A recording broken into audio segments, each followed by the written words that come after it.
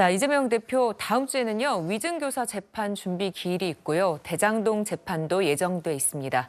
하지만 이 와중에도 총선 준비에 박차를 가하고 있는데 엊그제는 총선 경선에서의 현역 의원 불이익 강화와 또 전당대회 룰 개정안을 의결했습니다.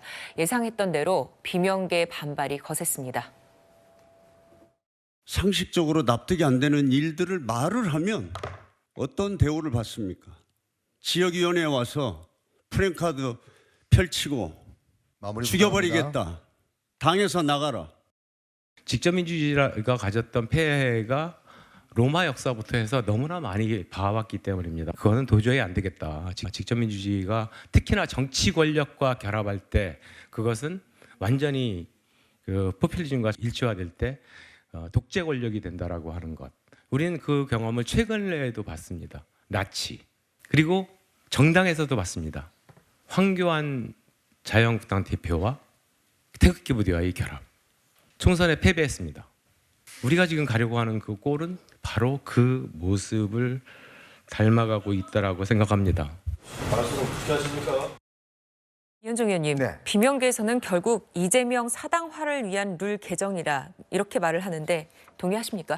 이 전당대회 일단 이 권리당원 이 네. 문제는 사실은 내년 8월인가요? 일단 이 전당대회가 있는 게 아직 예. 한참 남았습니다. 맞습니다. 근데 이거를 지금 원래는 이게 왜 민주당만 이 대의원들에 대한 비중을 높였냐면 이게 어떤 지역적 균형을 맞추기 위해서 그래요. 왜냐하면 민주당의 이 당원들이 영남 지역에는 많이 없습니다. 네. 호남 지역에는 많고 그렇다 보니까 이거를 어떤 맞추기 위해서는 결국 대의원들의 어떤 가중 등가성을 높이는 거예요.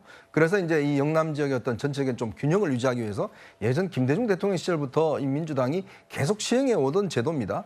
자, 근데 그걸 지금 1대 60에서 1대 20으로 지금 줄이는 거거든요. 예. 그 왜 그럴까요? 그러니까 결국은 지금 대의원들이라고 하는 것은 보통 이제 지금 뭐 시의원, 구의원이라든지 뭐 등등 있는데 여기는 주로 친문, 뭐 친노 이쪽이 많습니다.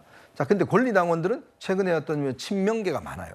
네. 그렇다 보니 친명계의 어떤 입김을 강화하기 위해서 즉 내년 총선 이후에 이재명 대표가 다시 대표로 어떤 선출이 되든지 아니면 이재명 대표 같은 친명계가 대표가 되든지 이제 그걸 위한 사전 포석이라고 일단 여겨지는 거 아니겠습니까? 비명계 쪽에서는. 네. 즉 비명계의 어떤 당권 장악력을 높이겠다는 것이고 또 하나 이제 어제 똑같이 이건 뭐 두 개 묶어서 그냥 찬발을 했습니다.